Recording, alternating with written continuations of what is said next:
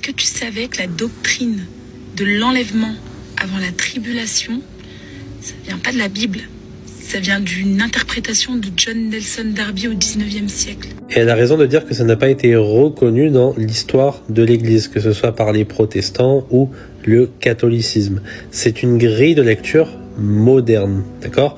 Si on a une vision pré-millénariste, il y a plutôt un enlèvement post-tribulation qui a du sens. Puisque Jésus dit immédiatement après la tribulation de ces jours viendra le signe du Fils de l'homme. Bonjour à tous. Voilà, je tenais à faire une vidéo afin de certaine façon répondre à cette vidéo que vous venez à peine de visionner, qui est faite à l'origine par mon amie Laura, qui est juste en bas à droite, c'est ma sœur, qui a dit dans sa vidéo qu'effectivement, la doctrine de l'enlèvement de l'Église ne viendrait pas de la Bible, mais de Darby, suite à son interprétation. Donc à l'interprétation d'une lecture de la Bible. Et donc j'ai envie de dire, en fait, elle n'a pas tort, mais j'aimerais apporter un plus en disant qu'en réalité, lorsque Paul a écrit Corinthiens, Thessaloniciens, il ne l'a pas nécessairement écrit avec la Bible en fait. Aujourd'hui on dit la Bible parce que c'est un canon des écrits de l'Ancien Testament, donc des prophètes de l'époque avant Jésus-Christ et des apôtres de Jésus-Christ. Mais ces personnes-là ont écrit leur récit, non pas avec une certaine Bible, mais avec l'Esprit de Dieu. Je le dis pourquoi? Parce que finalement, qu'est-ce que la Bible si ce n'est le Saint-Esprit et sa révélation en fait?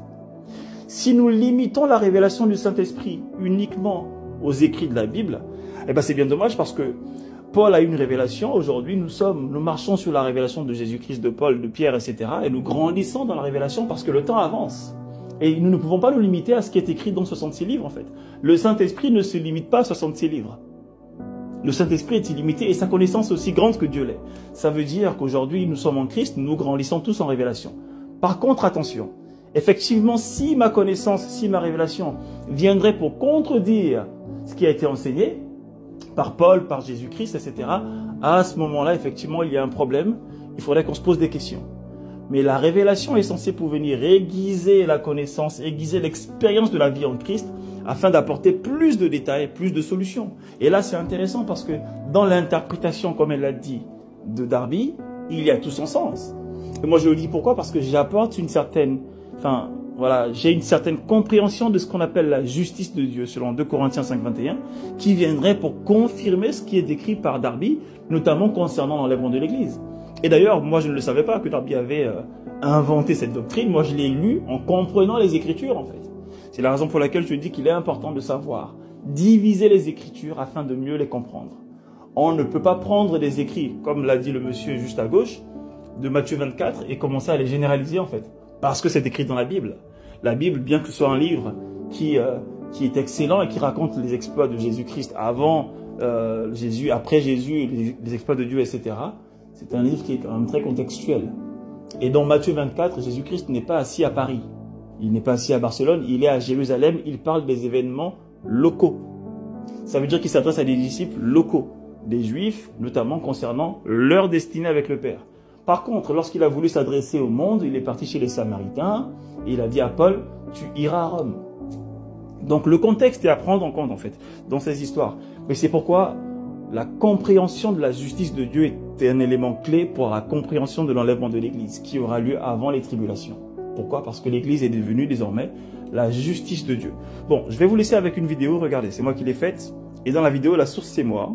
Bienvenue à notre discussion d'aujourd'hui. On va explorer une distinction théologique assez importante, la différence entre l'enlèvement de l'Église et puis le retour physique de Christ sur terre. Oui. Et on se base sur une analyse tirée d'un document « Pourquoi l'enlèvement de l'Église ?» qui regarde de près Matthieu 24, 1 Corinthiens 15 et d'autres textes. Tout à fait. Le but, clarifier ces deux concepts comme la source les présente. Exactement. Et la source le dit d'emblée, il y a souvent une confusion, on mélange un peu les deux. Oui, c'est vrai. Mais l'argumentation ici, elle insiste vraiment sur une séparation nette. Ça commence par le retour de Christ, qui est décrit assez en détail dans Matthieu 24. Ok, alors déballons un peu ça. Donc Matthieu 24, c'est le texte clé pour le retour de Christ, si on suit cette lecture. Le texte parle de signes avant-coureurs, c'est ça? C'est ça. Et ce qui est assez frappant, c'est que la source fait un lien direct entre ces signes. Matthieu 24, versets 5 à 8, et les 3 premiers cavaliers de l'Apocalypse. Ah oui? Oui. Et puis surtout, pour bien distinguer les 2 événements, le passage mentionne l'abomination de la désolation en lieu saint, et il dit à ceux qui seront en Judée de fuir. En Judée spécifiquement. Voilà. Et d'après la source, ce détail géographique montre que ces événements-là, ils concernent d'abord Israël, et qu'ils annoncent le retour physique de Christ sur terre cette fois. D'accord. Et c'est là que ça devient vraiment intéressant. L'enlèvement, lui, est présenté différemment, comme un événement distinct, une sorte de mystère. Oui, un mystère révélé par Paul, notamment dans 1 Corinthiens 15. C'est ça. Et la description la plus connue, c'est 1 Thessaloniciens 4, je crois. Le Seigneur descend du ciel, les morts en Christ ressuscitent, et puis hop, avec les croyants vivants, enlevés sur des nuées. À la rencontre du Seigneur dans les airs, voilà, dans les airs. Et le point clé, ses pieds, ils ne touchent pas la terre à ce moment-là. Exactement. C'est la distinction majeure. Et la raison de cet enlèvement, selon la source toujours, ce serait lié au rejet du Messie par Israël. Ah, d'accord. Ça aurait, en quelque sorte, mis en pause le plan initial qui était centré sur eux. Donc l'enlèvement, ce serait le moyen pour l'Église, là on parle de tous les croyants juifs ou non, d'échapper à la période des tribulations. La fameuse 70e semaine de Daniel. Précisément, 7 ans, vu comme un temps de jugement divin, d'abord sur Israël, puis sur le monde, pour leur incrédulité, comme le dit Jean 16. D'accord. Et l'Église, elle, est considérée comme justice de Dieu en Christ. C'est un passage de 2 Corinthiens. C'est-à-dire qu'elle est vue comme juste par Dieu, grâce au Christ. Donc, logiquement, elle ne subirait pas ce jugement-là. Donc, une sorte d'échappatoire divin, si on veut. En quelque sorte, oui. La source suggère que ça arrive quand la totalité des païens est entrée dans l'Église. Intéressant, cette idée de totalité des païens. Mais si on revient à Matthieu 24, il y a ce verset un peu énigmatique, le 34. Cette génération ne passera point. Quelle génération est visée là, selon le document? Parce que ça a fait courir beaucoup d'encre. Ah oui. Alors, l'interprétation de la source est très spécifique. Elle dit que cette génération, ce n'est pas celle du temps de Jésus. Non. Non. Ce serait une génération future, la toute dernière génération. Elle se base sur le psaume 102, verset 19, qui parle en hébreu de Daor HaSharon, traduit par la dernière génération. D'accord, la dernière. Et quand commencerait-elle? Eh bien, la source l'identifie avec la renaissance de l'État d'Israël en 1948. 1948. Oui, vu comme l'accomplissement de la prophétie d'Ésaïe 66 sur une nation qui naît en un jour. D'accord. Et elle durait combien de temps, cette dernière génération? Il y a un calcul. Oui, la source avance l'idée de 100 ans pour une génération biblique. 100 ans. Comment ils arrivent à ça? En se basant sur Genèse 15, Dieu dit que les descendants d'Abraham seront esclaves 400 ans en Égypte et qu'ils reviendront à la 4e génération. Alors, 400 ans divisé par 4 générations. Ouais, ça fait 100 ans par génération. Logique. Voilà, la structure des généalogies en Matthieu est aussi citée pour appuyer ça. Alors, attends. Si la dernière génération commence en 1948 et qu'elle dure 100 ans, ça nous mène où ça? Ben, le calcul est simple.